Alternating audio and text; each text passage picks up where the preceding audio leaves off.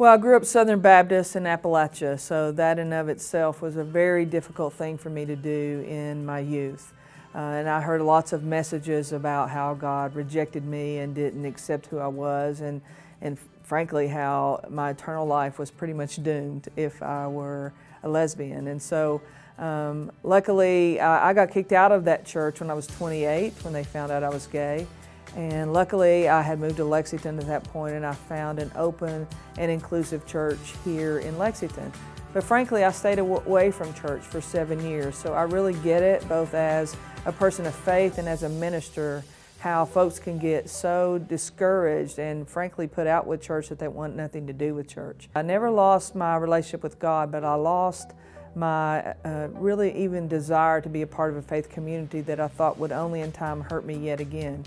And then as a pastor, we work really hard at our church to not just be welcoming, not just be inclusive or tolerant, but what we work really hard at doing is to celebrate the diversity of every single one of us. That is what we as people of faith are called to do, is to love the most difficult people that we meet.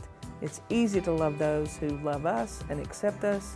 It's really hard to love those who mistreat us and mistreat those we love.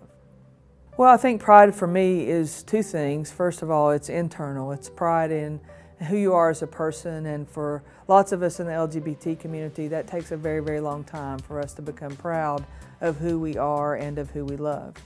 And then there's the external part of pride, when we sort of feel comfortable enough to step out and ask others to join us in being proud of ourselves, as we are proud for our LGBT brothers and sisters who maybe are struggling a bit or not quite as out as we are.